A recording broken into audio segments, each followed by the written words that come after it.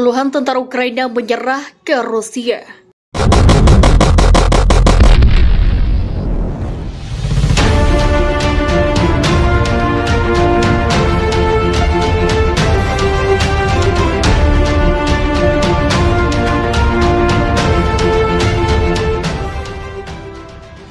Saat perang berkecamuk di Ukraina, setidaknya 67 tentara dari Angkatan Bersenjata Ukraina menyerah kepada pasukan Rusia di wilayah Kiev atau Kiev pada hari Selasa. Sebuah video oleh media Rusia Partly menunjukkan tentara Ukraina yang ditahan sedang diperiksa oleh pasukan Rusia. Selain itu, pasukan Rusia juga terlihat mengantri para tahanan di tembok dan juga memberikan pertolongan pertama kepada tentara yang terluka. Sementara itu, Menteri Luar Negeri Rusia, Sergei Lavrov, telah memperingatkan bahwa mengirim penjaga perdamaian internasional ke Ukraina akan mengabarkan informasi langsung antara Rusia dan Bata Pertahanan Atlantik Utara atau NATO.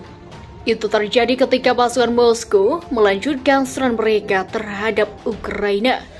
Lavrov membuat pernyataan selama pidatonya di Institut Hubungan Internasional di negara Moskow pada hari Rabu. Rekan-rekan Polandia kami telah menyatakan bahwa akan ada pertemuan puncak NATO. Kami perlu mengirim penjaga perdamaian. Saya harap mereka mengerti tentang apa ini. Ini akan menjadi bentrokan langsung yang sama antara Angkatan Bersenjata Rusia dan NATO yang tidak diinginkan semua orang untuk menghindari, tetapi mengatakan yang pada prinsipnya tidak boleh terjadi, kata Lavrov, seperti dikutip dari oleh media. Di sisi lain, Departemen Ukraina mengklaim bahwa korban militer Rusia telah melampaui korban invasi Soviet ke Afghanistan. Menurut Independent Kiev, Angkatan Bersenjata Umum Ukraina mengklaim bahwa 22 Maret militer Rusia menderita 1.530.000 orang.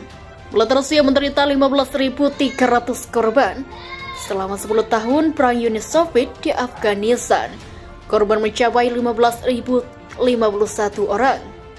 Pada hari Rabu, Angkatan Bersenjata Ukraina menyatakan bahwa selama 24 jam terakhir, pasukan mereka mencapai 17 target musuh termasuk 6 pesawat, 5 UAV, 1 helikopter, dan 5 rudal jelajah. Para pejabat setempat dengan mengutip keterangan saksi mengatakan sebanyak 300 orang mungkin tewas dalam pengeboman di sebuah teater di Mariupol, kota di Ukraina yang terkepung. Dewan kota itu menjelaskan bahwa masih belum mungkin untuk menentukan jumlah pasti korban tewas setelah insiden itu. Dewan itu mengatakan bahwa serangan Rusia udara berkekuatan besar untuk Rusia menghantam gedung teater drama, tempat ratusan orang berlindung di ibu kota yang dikepung. Pemerintah Ukraina sebelumnya mengatakan tidak mungkin mengatakan beberapa banyak yang tewas karena Mariupol berada dalam kekacauan dan di bawah pengeboman yang hampir konstan dari pasukan Rusia yang mengepung. Rusia telah membantah pengeboman gedung teater itu. Kremlin, kantor Presiden Rusia, mengatakan pasukan Rusia tidak menargetkan warga sipil setelah menginvasi Ukraina. Daripada asasi diperoleh informasi bahwa sekitar 300 orang tewas di gedung teater drama Mariupol akibat pengeboman oleh pesawat Rusia, kata Dewan Kota Mariupol dalam sebuah pernyataan pada Jumat. Hingga saat terakhir, orang tidak ingin mempercayai kemengeringan ini, tapi kata-kata orang yang berada di dalam gedung itu pada saat aksi terorisme itu mengatakan sebaliknya. Para pejabat Ukraina mengatakan bahwa sekitar 130 orang diselamatkan dari puing-puing dan bawah rudal bawah tanah teater tempat banyak orang berlindung. Saat pembombardement seperti yang dikatakan, para pejabat setempat telah bertahan dari serangan itu. Rudal Rusia menghantam lapangan yang kerap dipakai latihan tentara bayaran Ukraina. Sebelumnya, Rusia telah memperingatkan agar negara manapun tidak memberikan izin warganya untuk masuk zona perang di Ukraina. Jika mereka, tentara bayaran, melakukan serangan, maka militer Rusia sah untuk melakukan pembalasan yang bisa membuat mereka terbunuh. 3 jam lalu, otoritas Rusia mengonfirmasi jika satu fasilitas pelatihan Ukraina untuk tentara bayaran telah dihancurkan dalam serangan rudal Iskander. Kementerian Pertahanan Rusia menyatakan hal tersebut pada Jumat. Meski begitu, Kementerian Rusia tidak menyebutkan apakah lokasi pusat pelatihan sedang aktif digunakan dan menewaskan tentara bayaran.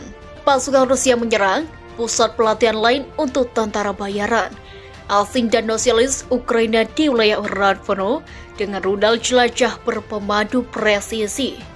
Hari itu lebih dari 800 tentara bayaran dan nasional Ukraina disingkirkan, kata Kementerian Pertahanan.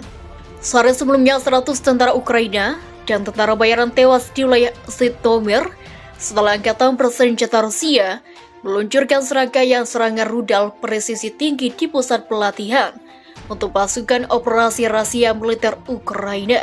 Sebelum itu tercatat 180 tentara bayaran asing tewas dalam serangan presisi terhadap pusat pelatihan Ukraina yang terletak di kompleks militer Yavroki, dekat pemukiman Satrichi. Kementerian Pertahanan Rusia menekankan bahwa fasilitas itu digunakan untuk melatih dan mengatur tentara bayaran asing untuk memerangi pasukan Rusia di Ukraina Timur, serta untuk menyimpangi persenjataan yang dikirim ke negara itu oleh negara asing. Kami akan terus menargetkan tentara bayaran asing yang tiba di wilayah Ukraina, kata juru bicara Kementerian Pertahanan, Mayor Jenderal Igor Kaneskov. Rusia telah beberapa kali mendesak negara-negara asing untuk mencegah negaranya bepergian ke Ukraina untuk bergabung dalam peperangan dalam angkatan bersenjata Rusia. Moskow memperingatkan bahwa siapapun yang menyerang pasukan Rusia akan dianggap sebagai target yang sah. Pada awal Maret, Presiden Ukraina Volodymyr Zelensky mengklaim bahwa 16.000 tentara bayaran asing akan berperang Ukraina.